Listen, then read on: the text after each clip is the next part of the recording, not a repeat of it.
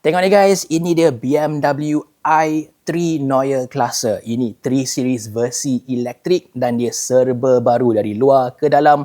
Teknologi dia semua pun terbaru. EV ni boleh jalan sampai 900 km dan charge 10 minit je boleh dapat balik 400 km range. By the way, i3 baru ni pakai model code NA0 tapi later this year akan ada 3 series versi petrol yang baru codename G50 dengan design lebih kurang sama dengan yang ni. Styling dia memang lain daripada yang lain. Kalau iX3 dia ada grill yang tinggi menegak dekat tengah, yang i3 sedan ni dia terus lebar. Dia nak emphasize the width of the car. Nampak lagi sporty, lagi rendah. BMW cakap muka baru ni follow dia punya sharp nose design dari model-model klasik era 80-an.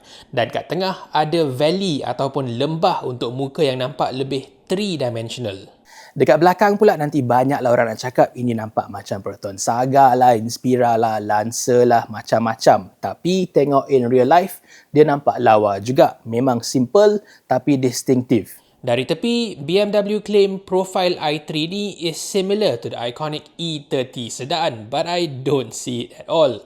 To me, still nampak macam boot dia terlalu pendek. By the way, rim Shoka ni besar gila, 21 inci. Nanti kita dapat yang lebih kecil, tak tahulah nampak macam mana. Door handles dia jenis pop-out yang modern dan warna biru ni pun baru juga, Le Castellet Blue. Ini gantikan colour signature model M Sport lama macam Estoril Blue dan Portimao Blue. Dekat dalam ni pun memang unik. Tengok design steering dia ni, dia punya spokes bukan dekat tepi je, dia dekat tengah.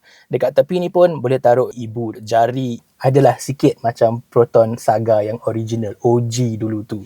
Dia boleh buat spoke dekat tengah sebab dah tak ada lagi meter dekat depan driver ni. Semua dah gerak ke atas. BMW Panoramic Vision.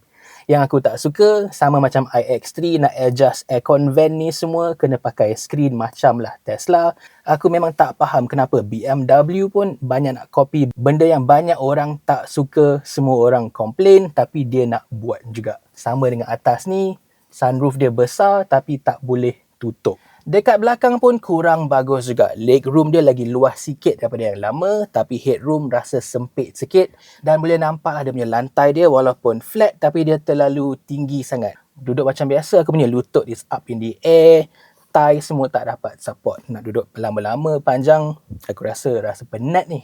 Yang bagusnya, wireless charger dia pakai standard Qi 2 baru yang ada magnet macam MagSafe dan ambient lighting kereta ni memang lawa. Boot pun nampak besar plus ada frunk di depan lagi. Tapi bentuk dia pelik sikit lah. Anyway, yang paling impressive sekali part EV dia. BMW i350 ni boleh jalan sampai up to 900 km in one charge. Jauh lagi tinggi dari Tesla Model 3 long range dan ini nombor WLTP ya. Nak charge balik pun laju sebab i3 ni pakai BMW punya 800 volt electrical architecture baru. For DC fast charging, dia boleh sampai 400 kW. So charge 10 minit dapat up to 400 km. For AC, ada onboard charger 22 kW. Power, i350 ni pakai dua motor, total 469 PS dan 645 Nm. 0 to 100 dia belum rasmi lagi tapi confirm bawah 5 saat lah. Pasal handling pun, BMW still claims it's the best in the class, lagi dynamic dari model petrol yang sekarang pun.